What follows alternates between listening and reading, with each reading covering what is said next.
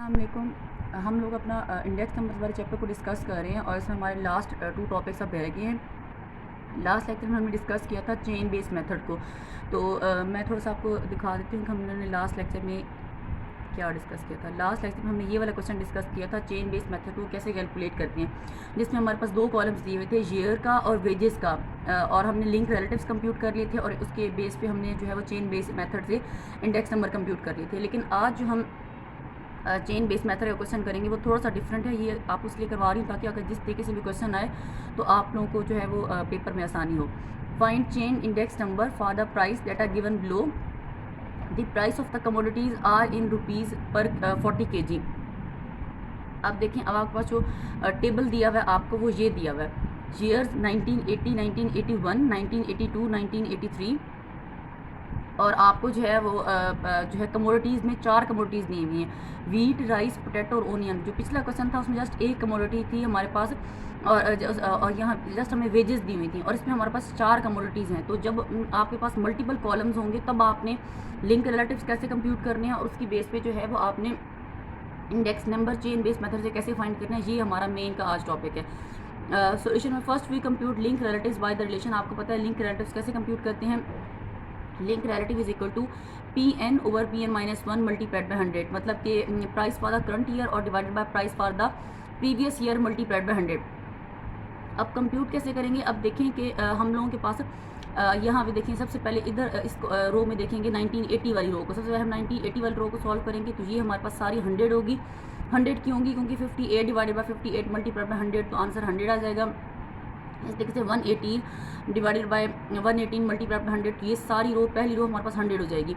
Second row में क्या करेंगे, अब देखिए हर प्रीवियस ईयर पे हमने डिवाइड करना है, तो 60 डिवाइडेड बाय 58 मल्टीप्लाइड बाय 100, इसका आंसर आ जाएगा 120 divided by 118 multiplied by 100, 30 divided by 27 multiplied by 100 and 90 divided by 80 multiplied by 100।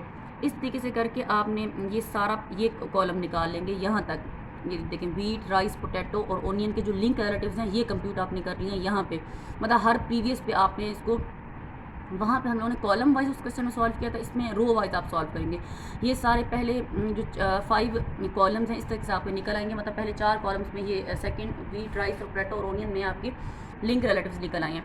लेकिन देखें जो हमारा पिछला क्वेश्चन था उस पर हमारे पास क्योंकि एक ही कॉलम था वेजेस का, तो हम लोगों ने बस जस्ट हमारे पास वही एक ही लिंक रिलेटिव्स थे और हमने उसकी बेस पे जो है वो हमने चेन एंडाइसिस निकाल ली थी। लेकिन इसमें क्योंकि हमारे पास 4 हैं, 4 कॉलम्स हैं, तो 4 कॉलम्स को हमें, लेकिन हमें चाहिए जस्ट 1 फिगर। तो उसको हम लोग क्या करेंगे, यूजिंग अरिथमेटिक मीन, हम सबसे पहले इनका टोटल कर लेंगे और टोटल करने के बाद इनको 4 पे डिवाइड करके इनका मीन निकालेंगे। क्योंकि 4 कमोडिटीज़ हैं तो इनको 4 पे डिवाइड करके इसका मीन निकालेंगे। मीन निकालने का मेन मकसद ये है कि ताकि हमें एक वैल्यू मिल जाए, क्योंकि हमारे पास 4 वैल्यूज़ हैं, हमें 4 वैल्यूज़ नहीं चाहिए, हमें जस्ट 1 वैल्यू चाहिए, तो इसलिए हम लोगों ने मीन निकाला है। अब जब मीन आ जाएगा फिर हमने वही चेन एंडाइसिस वैसे ही निकालनी जिससे हमने पहले निकाली थी।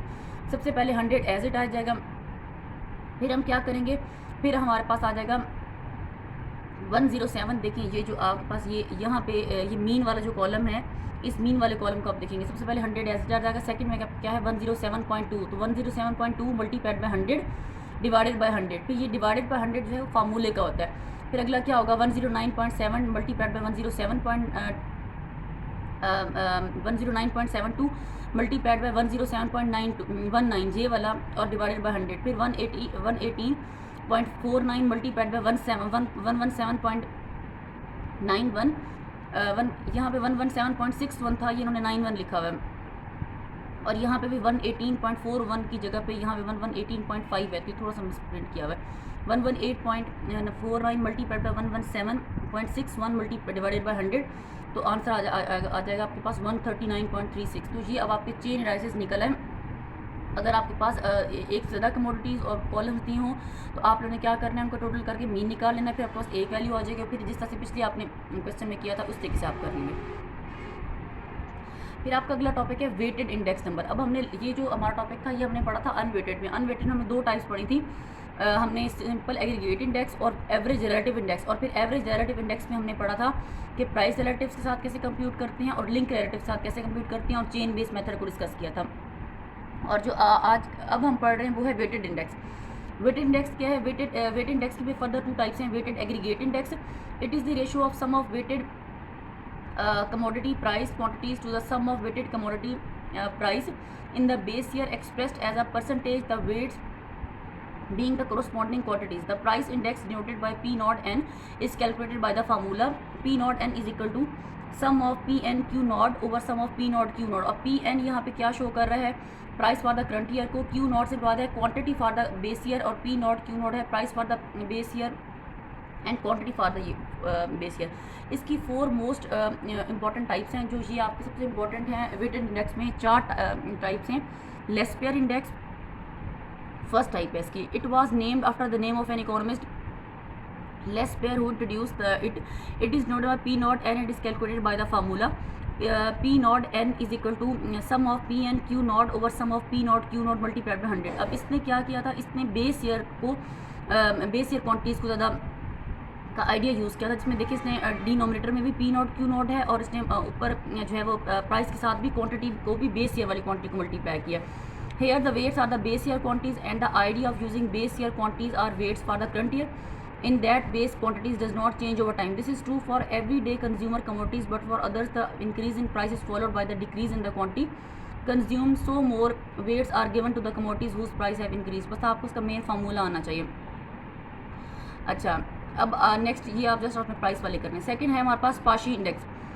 पाशी इंडेक्स नंबर क्या है? It is a weighted index and unlike Laspeyres index it is use current year quantities as weights rather than base year quantities. For the price year, for the price index it is denoted by P naught n and its formula is sum of P n Q n over P naught Q n. अब इसमें just फ़र्क ये होगा, देखें जो पहले वाला है ना sum of P n over P nought, sum of P n और सम ऑफ P नॉट, ये तो हर आपको पता है शुरू से जब से हम इंडेक्स नंबर पढ़ रहे हैं हमेशा P n होता है, ऊपर होता है प्राइस वाला current year divided by P not होता है. लेकिन साथ में लेस पेयर में उसने Q नॉट को मल्टीप्लाई ऊपर नीचे मल्टीप्लाई किया और डिवाइड किया था. इसने पाशी ने जो है वो करंट ईयर क्वांटिटीज़ को यूज़ किया, तो Q n और Q और नीचे भी Q n होगा. फिशर इंडेक्स नंबर क्या है? This index number uses the fact that Laspeyres index gives more weight to commodities whose price have been increase and Paasche gives less weight to the commodities whose price have been increase. So there should be an index number that should be in between these two index. This aim is achieved by taking the geometric mean of these index number. So the Fisher index number is given by, तो जो Fisher ने idea use किया था, Fisher का idea ये था कि Laspeyres और पाशी के दोनों जो इंडेक्स नंबर है उनको मल्टीप्लाई करके उनका स्क्वायर रूट लिया जाए, मतलब उनका ज्योमेट्रिक मीन लिया जाए. तो देखिए वही आप लेस्पेयर का फार्मूला लिखेंगे sum of P n Q nought over sum of P nought Q nought और मल्टीप्लाई करेंगे पाशी वाले से sum of P n Q n और P नॉट Q n, और आप उसको स्क्वायर रूट ले लेंगे और मल्टीप्लाई बाय 100. तो बस आज का यही टॉपिक है. कल हम अगले लेक्चर में हम डिस्कस करेंगे कि इसके क्वेश्चंस को कैसे सॉल्व करते हैं.